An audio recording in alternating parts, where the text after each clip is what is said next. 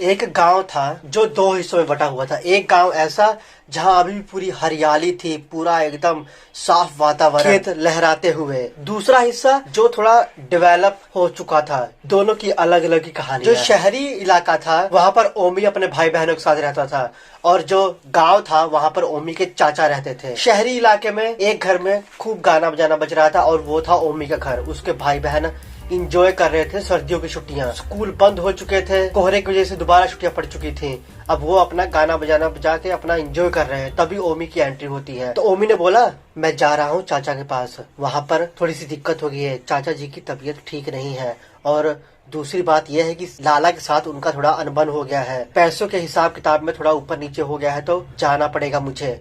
मामला काफी ज्यादा बढ़ गया है, तुम चाहो तो मेरे साथ आ सकते हो। पर उसके भाई बहन ने मना कर दिया और ओमी को अकेले ही जाना पड़ा। अब उसके चाचा के गांव तक जाने वाले रास्ते दो थे।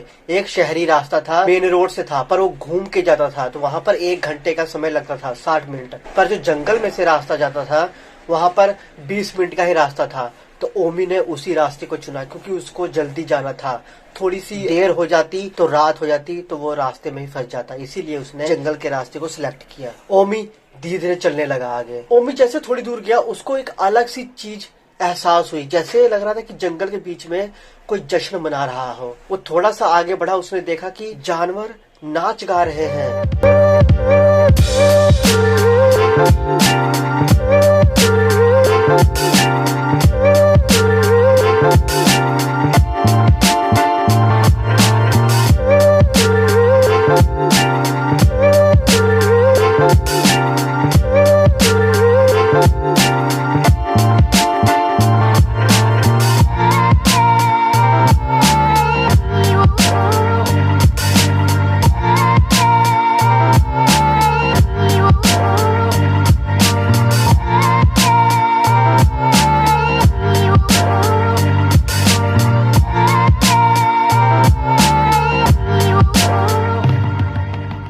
डांस कर रहे हैं। ये देखकर उसका दिमाग घूम गया कि ये क्या हो रहा है, मतलब जानवर ऐसे कैसे नाच सकते हैं, ये कोई मजाक है क्या।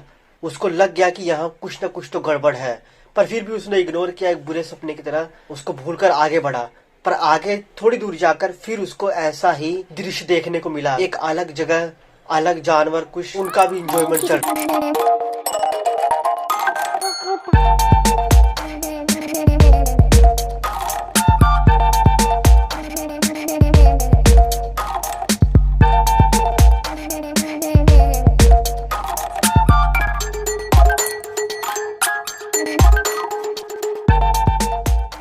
है। अब वो हैरान कि कैसे हो सकता है कि यहाँ पर इस तरह की चीजें हो रही हैं। और जब वो पीछे मुड़ के देखता था तो सब गायब हो जाता था, कुछ नहीं होता था, बस उसके सामने ही ये सब चीजें हो रही थी। वो घबराया और वहां से दौड़ के आगे बढ़ने लगा।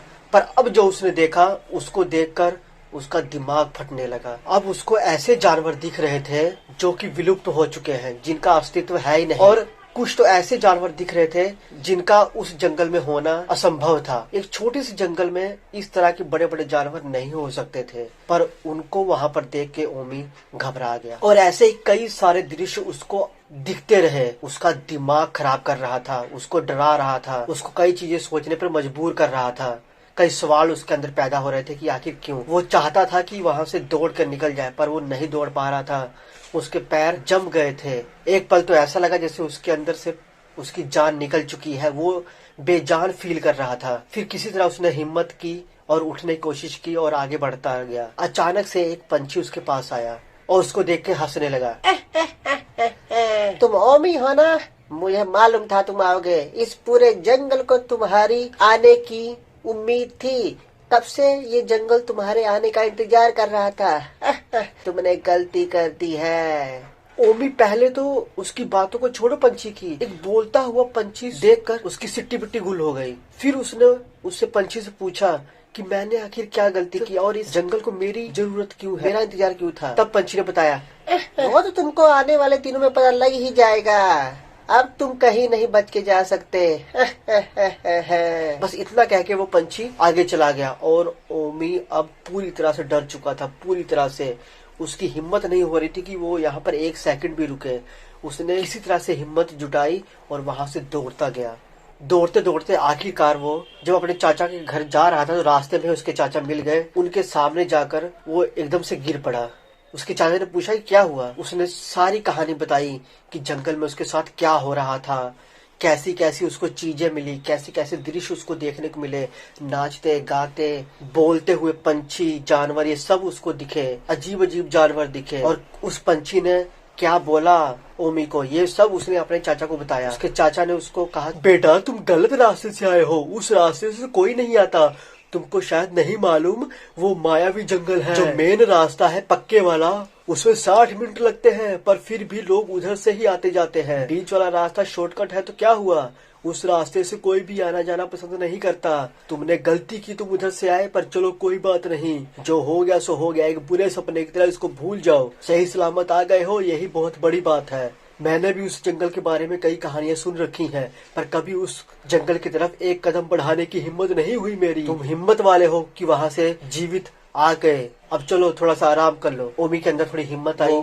खड़ा हुआ और उसने बोला, नहीं, जो काम करने आए हैं वो काम करेंगे। अब मैंने जो दृश्य देखा है जंगल में उसको सोच सोच कर मुझे मेरे भाई बहन की चिंता हो रही है। पंछी के द्वारा की गई एक एक बात मेरे कान में गूंज रही है, तो मुझे किसी न किसी तरह से यहाँ से काम निपटा कर घर वापस जाना है। तो उसके चाचा ने, तो चलो कोई बात नहीं, काम निपटा लेते हैं पहले। बस यही बात बोलकर ओमी और चचा दोनों निकल पड़े आगे लाला की तरफ। अब क्या है पूरा मामला, जंगल में ओमी को सब देखकर खुश क्यों हो रहे थे, आखिर जंगल के साथ ओमी का क्या कनेक्शन है, क्यों जंगल ओमी का इंतजार कर रहा था, और ये सब चीजें सिर्फ ओमी को ही क्यों दिख रही थी, इन सब सवालों का जवाब आपको नेक्स्ट पार्ट में मिलेगा। और चाचा का लाला के साथ क्या लफड़ा है, थोड़ी डरावनी है, कई सारी मिस्ट्री इस कहानी में अभी बाकी है जो आपको फुल ऑफ एंटरटेनमेंट देंगी। तो उम्मीद है कि आप नेक्स्ट पार्ट भी जरूर देखोगे। मिलेंगे नेक्स्ट भाग में, तब तक के लिए जय हिंद, अपना ख्याल रखना।